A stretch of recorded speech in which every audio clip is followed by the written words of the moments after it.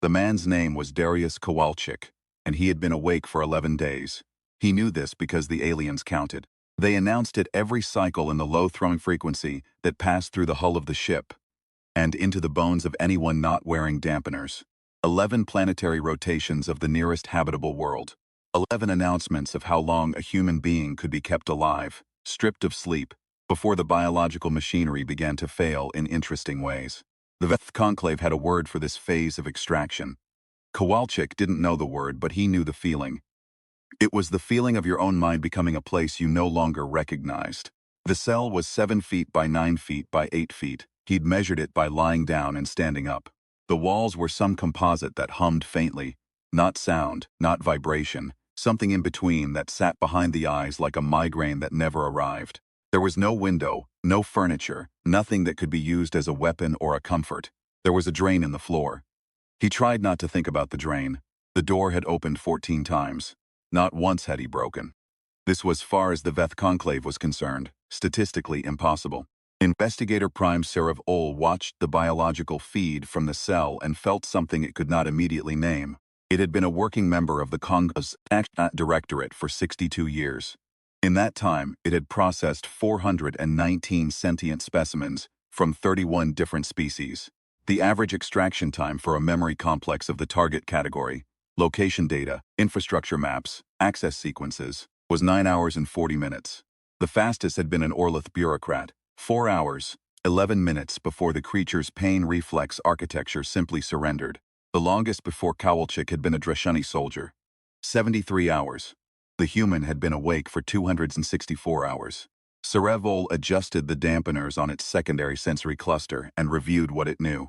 The human had been taken from a relay station in the outer system, a minor logistics hub for the resistance network that had, improbably, been making the Conclave's expansion into this sector considerably more expensive than projected. The resistance had recently repositioned a significant weapons cache. Kowalczyk knew the location. He had confirmed this himself, in hour 6 before he understood what he was confirming. Every subsequent extraction session had failed to retrieve the data in usable form. This was the puzzle. He had confirmed knowing. He refused to confirm what he knew. He endured pain with a kind of biological stubbornness that the Conclave's behavioral models simply could not account for. He endured neural interference. He endured the biochemical flood administered through cell's environmental systems, a precise compound that dissolved the boundary between self and sensation, that had caused a Dreshani soldier to recite every command code he possessed in a single weeping rush. Kowalczyk had hummed, through the entire flood, with the compound saturating his nervous system. He had hummed something rhythmically structured in a way the ship's acoustic analysis could not classify.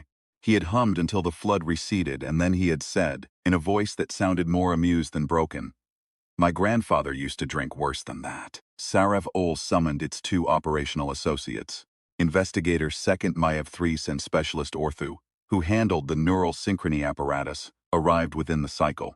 Maev 3 was the kind of operative who took pleasure in its work beyond professional necessity. Sarav Ol found this useful and also vaguely distasteful in the way that useful things sometimes were. Orthu was a technician of genuine excellence, calibrating the sync device with the finesse of someone who had spent decades learning exactly where another being's endurance ended. "We will use the interface," Sarevol said. Orthu paused in its calibrations. "The biological is significantly degraded. 11 days of deprivation. If we run full synchrony and the nervous system destabilizes." "If the nervous system destabilizes," Maev Thress said, "we lose the information permanently." "We lose it anyway if this continues," Sarevol said.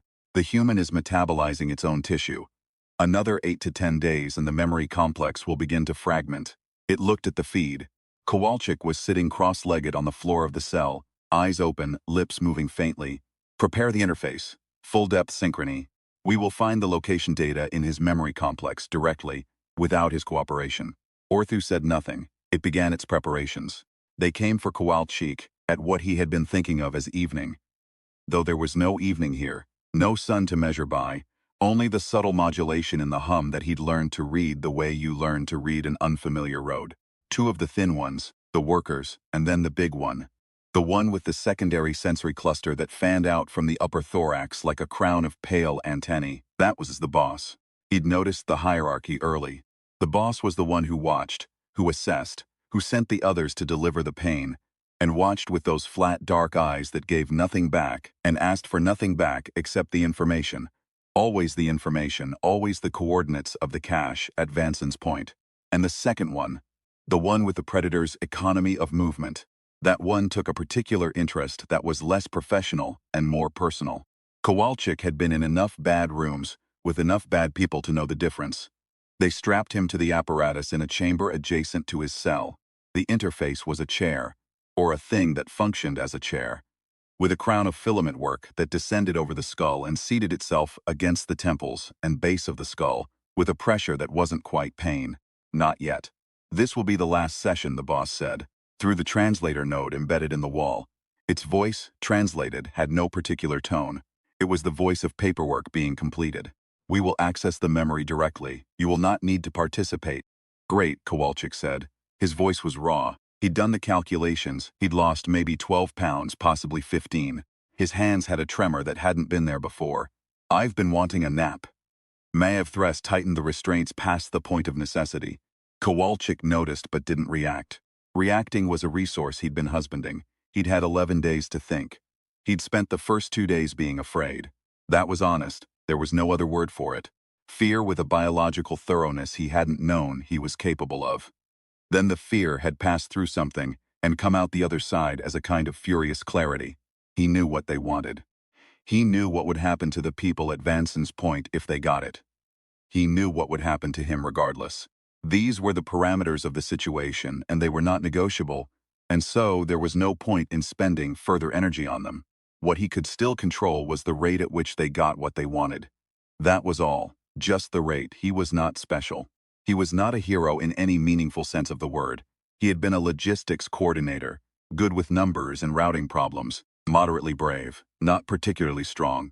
He had a daughter named Oliwia, 11 years old, and liked horses, and argued about bedtime with a tenacity that embarrassed him in retrospect. He'd been telling himself about Oliwia for 11 days, not dramatically, just noting her existence, the way she smelled after a bath, the specific way she mispronounced the word refrigerator and refused to be corrected.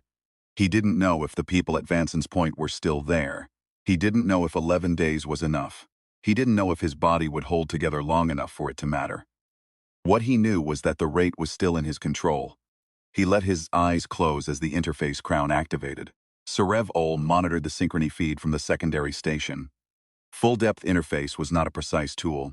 It was a forced merger of two nervous systems through the medium of the apparatus. The conclave's nervous system imposed over the targets, dominant, reading the memory complex the way a larger wave reads a smaller one. The subject experienced something adjacent to dreaming. The operator experienced something adjacent to drowning. Thu had spent 3 cycles preparing the calibration specifically for human neurochemistry, which differed from standard species templates in several notable ways. Higher baseline emotional valence, memory complex with unusually dense emotional tagging, sensory integration architecture that was simultaneously more chaotic and more redundant than typical. For the first 40 minutes, it went as expected. The human's memory complex opened like a structure being disassembled from the outside. Sarev Ol, observing the translated feed, saw fragmented spatial data, corridors, structures, the cold geometry of outer system installations. Good. Close to what they needed. Thu guided the synchrony deeper, following the threads of spatial memory toward the node that would hold Vanson's point. Then something changed. Sarev Ol noticed it in Thu's biometric feed first, a spike in the technician's stress indicators. Then in the synchrony data itself. The human's memory complex was not receding before the interface. It was not passively yielding. The emotional tagging, the dense, overwhelming emotional tagging that Thu had flagged in the pre-calibration, was activating in response to the intrusion. Not as a defense mechanism, not as a trained countermeasure, simply because that was what human memory did when it was pushed. It pushed back, not with data, with everything else. Darius Kowalczyk was not precisely conscious. He knew the interface was working. Could feel it the way you feel a hand inserted into a space that's too small for a hand, the wrongness of it, the pressure where no pressure should be. He'd been told by another resistance prisoner years ago that the interface wasn't survivable. He'd been choosing not to believe that. He was somewhere inside himself that he hadn't visited since he was a boy. He was in his mother's kitchen in Gdańsk, the windows fogged with cooking steam, and she was singing something from before the occupation. Something old enough that the words barely mattered, only the shape of the melody, only the way the sound filled a room that had been cold all winter, and was finally, briefly, warm. He was 7 years old and Oluwia's age, and he understood for a moment with a clarity that had nothing to do with logic, why she argued about bedtime. Because bedtime was the end of the day, and the day was irreplaceable, and even at 7 years old, some part of you knows that every day is a thing that will not come again. He was 16 and he had kissed a girl named Basia in a stairwell, and his heart had done something that no subsequent cardiac event had ever replicated. He was 23 and standing over his father's coffin. And the thing about grief, the thing no one tells you about grief, is that it does not feel like sadness. It feels like a weight in the center of the chest that is also somehow a form of love. The weight and the love are the same thing. You can't have one without the other. This is not a problem. This is the whole point. He was Darius Kowalczyk, 38 years old, in a chair on an alien ship, and he could feel something trying to take what he knew, and he did not let it in. He just did not let it in. Not because he was strong, but because he had been thinking about Olivia for 11 days, and she was between him and the information the way a locked door is between you and a cold hallway. Quietly, completely, without drama. Orthu pulled the symphony feed at the 47th minute. It sat for a long moment in the silence of the calibration chamber, the filament crown in its hands before it spoke. "I need to report an anomaly," it said. Sarev Ol was already there. It had seen the feed terminate. "Your biometrics indicated. I was not harmed."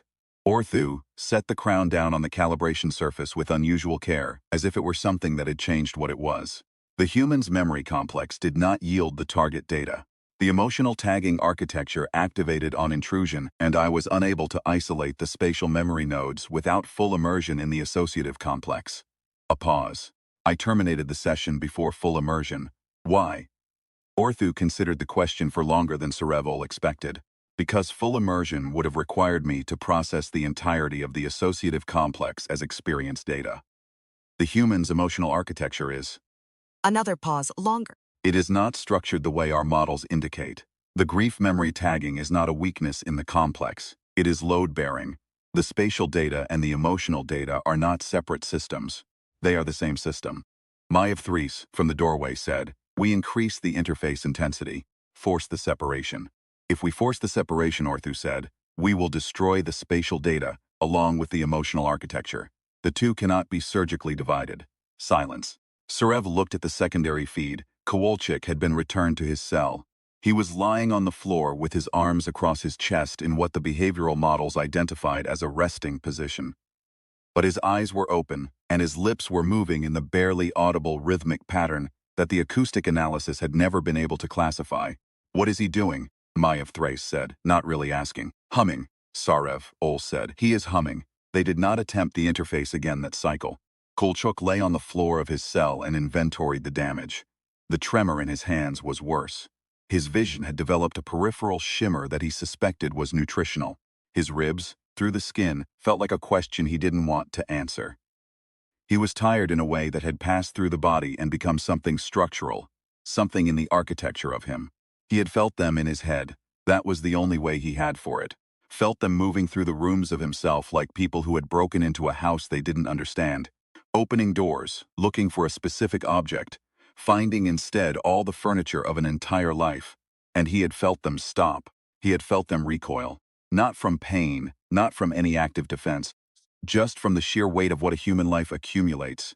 The grief and the joy, and the embarrassment and the hunger, and the love and the boredom and the long Sunday mornings, and the arguments that should have been apologies, and the apologies that came too late, and the specific smell of Olivia's hair and the way his father had laughed.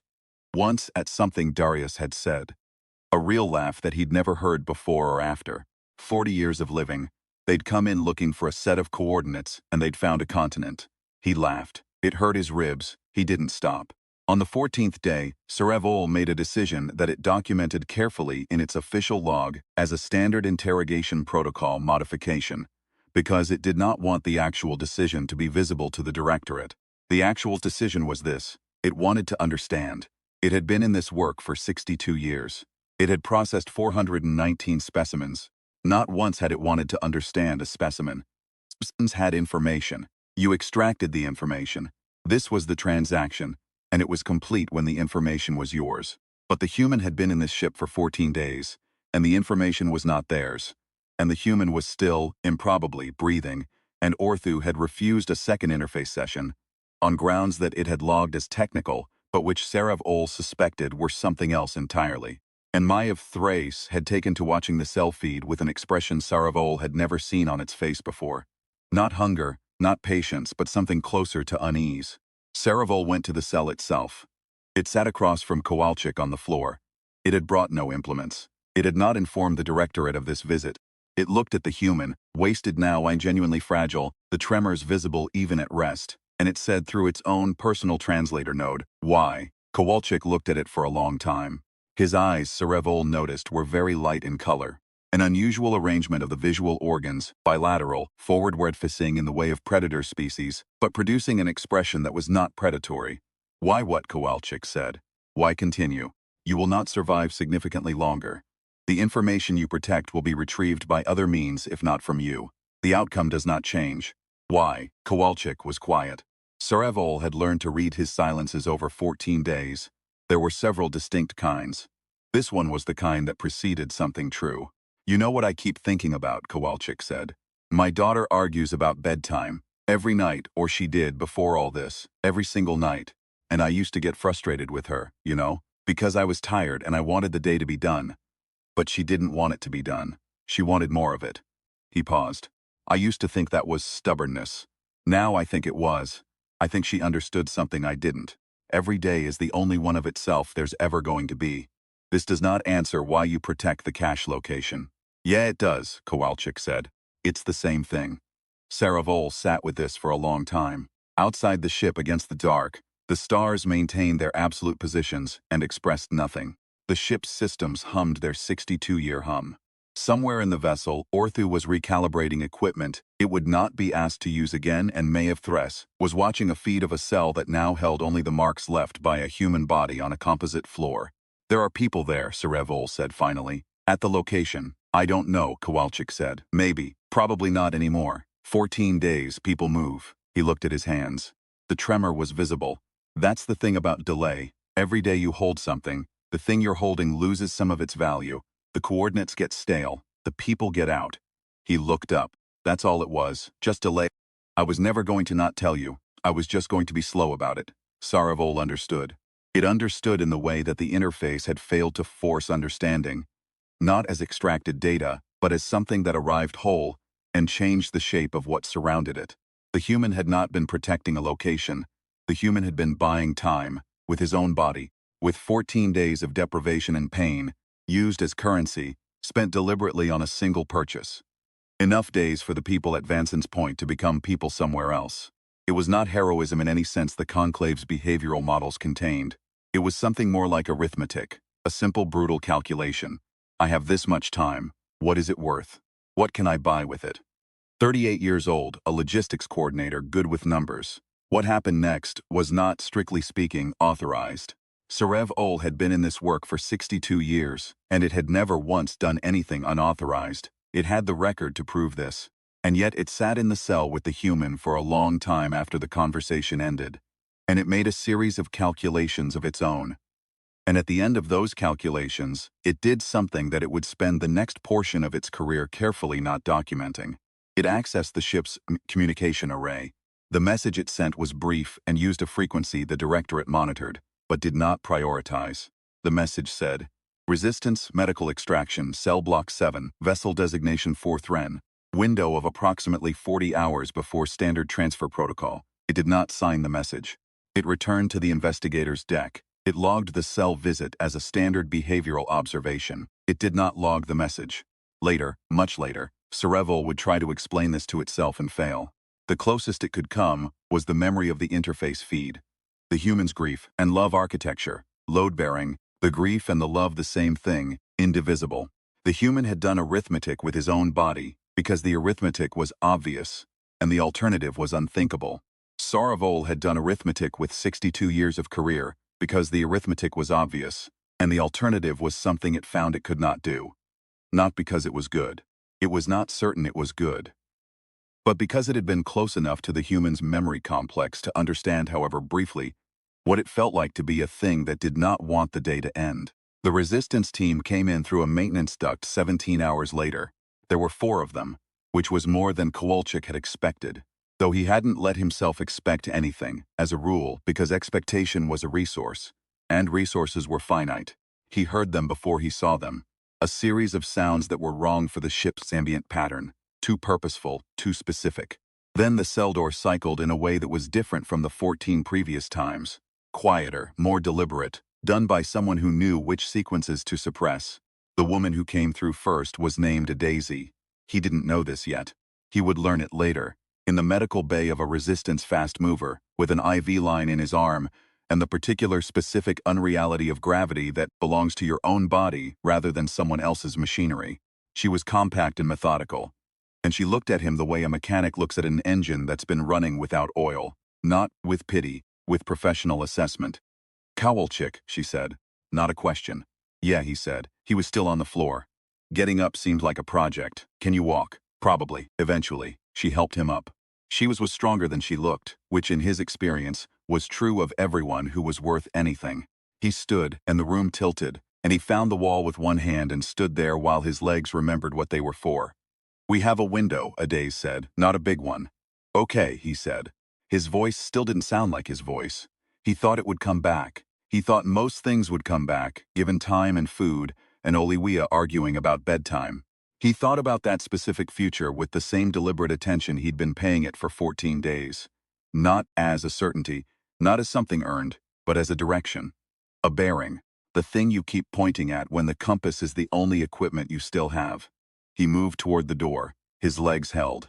Sarev Ol was in the interface chamber when the ship's security alerts triggered. It sat and listened to the alerts resolve themselves. The confirmation of a breach, the tracking signatures, the extraction route, the window closure as the fast mover separated from the vessel's intercept range.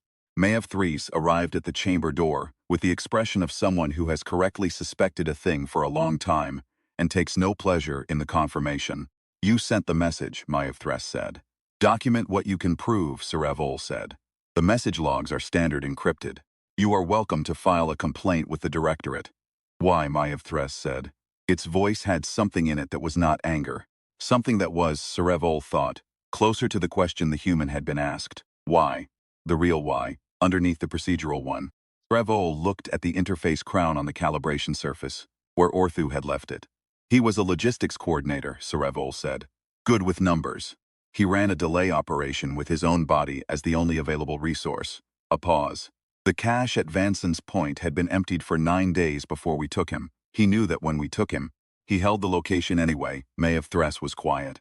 He held a location he knew was already empty, Sarev Ol said, because the holding itself, the time, the days, each individual day that he would not give us, was worth something.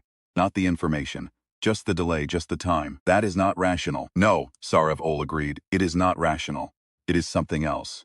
It looked at the feed which now showed an empty cell, the marks on the floor, the drain. I believe they call it spite, though I think the word they actually mean is. It paused, searching for the right translation. Love. The ship continued its heading. The stars did not rearrange themselves. In the galaxy's general accounting, nothing had significantly changed. One minor species continued its improbable resistance. One operative had filed a falsified log. One technician had requested reassignment and received it without question.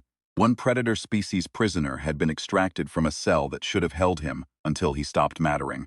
Dara Kowalczyk, 38 years old, logistics coordinator, good with numbers, was in a medical bay somewhere past the intercept threshold, and someone had given him soup, and he was thinking about nothing in particular except the specific way his daughter pronounced the word refrigerator. And this was not heroism. It was not a story anyone would tell. It was just a human being who had looked at the arithmetic and decided that every day was the only one of itself there would ever be, and had spent 14 of them accordingly. His hands, the doctors would note, still had a tremor. They thought it would resolve. They were right. It resolved in 6 weeks. He was home in 8. Oliwia was, as promised, entirely willing to argue about bedtime. He let her win once, then twice. Then he stopped keeping track, because the days were what they were, and they would not come again. And that was not a problem. That was the whole point. The Resistance fast mover was a converted ore hauler named the Sobieska, and it smelled like recycled air and machine lubricant, and, faintly, like someone had been cooking something with onions in the forward galley 3 days ago.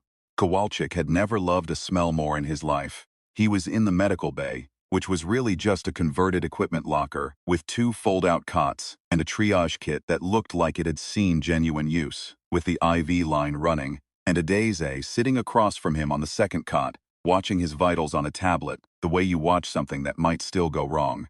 "You want to know how we found you," she said. It wasn't quite a question.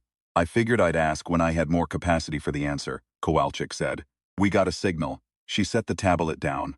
"Frequency the Conclave uses for low-priority internal communications." Someone had buried a message in a maintenance log. "Vessel designation your cell block a 40-hour window." She paused.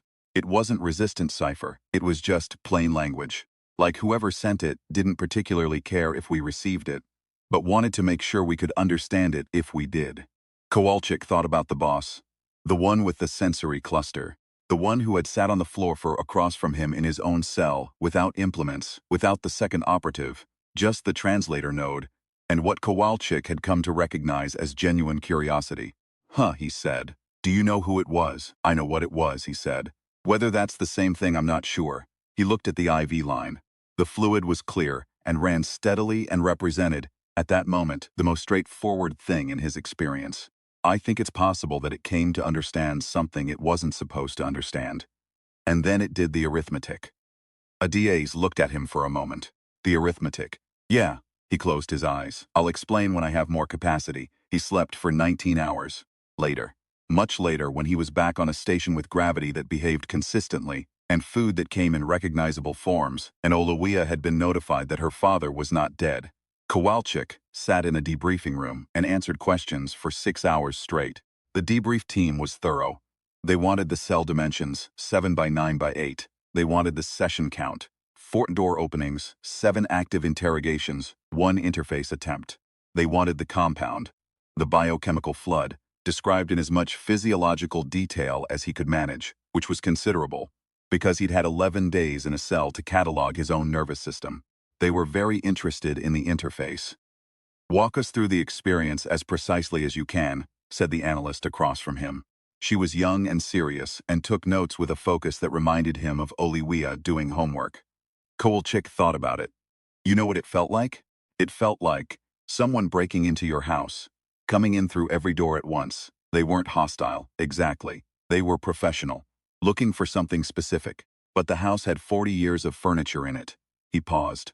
"They came in looking for one thing and found everything else. And the spatial data, Vanson's point, buried under the furniture," he said. "Under everything." He shrugged. "Look, I'm not a trained intelligence asset. I had no counter-interrogation conditioning. I wasn't holding that information through any sophisticated technique. I was just thinking about my daughter, thinking about my mother's kitchen, thinking about things that mattered to me. And apparently that was enough." The analyst wrote something down. Enough to prevent the interface from isolating the target memory. Enough that the technician operating it pulled out before it could. He looked at his hands. The tremor was still there, faint but there. 6 weeks, the doctors had said. "I don't think they expected the architecture. I think they expected a filing cabinet, put in, find the right drawer, pull the file. What they got was," he searched for the word, "more like a living room. Everything in relation to everything else. Everything carrying weight from everything else." The analyst nodded slowly. "We're going to want to document this in detail. The implications for interface vulnerability." "Sure," Kowalczyk said. "Document whatever's useful." He looked out the small viewport at the edge of the debriefing room. Stars. Still out there, still absolute, still not particularly concerned with anyone's situation. "I want to ask you something. Go ahead." Vanson's point. The cache. The people who were there. Did they? "Evacuated," she said without hesitation. 9 days before your capture, actually. You were already clear. You were protecting a location that had been emptied before you were taken." He sat with that for a moment. "I know," he said. She blinked. "You knew when you were taken?" "Hour 6, he said. "Before I understood what I was confirming, I'd helped coordinate the evacuation myself. I knew it was empty." He looked at her. "But they didn't know I knew. And every day they spent asking me about it was a day they weren't spending doing something else." He paused. "Like I said, arithmetic." The analyst looked at him for a long time. Then she wrote something down. There was a letter, eventually. Not a message through the resistance network. Not a communication using any frequency or cipher Kowalczyk recognized. A physical letter, which was almost absurd, in the context of an interstellar war. Delivered to the station in a diplomatic courier packet that the conclave had apparently designated as non-military correspondence. The conclave did not typically engage in non-military correspondence. The debrief team analyzed the packet for 3 days before allowing it through. The letter was addressed to him by name. Not his resistance designation, his name. It was short. The translator software the resistance used for conclave text rendered it with a flatness that Kowalczyk suspected missed some things. But the substance came through.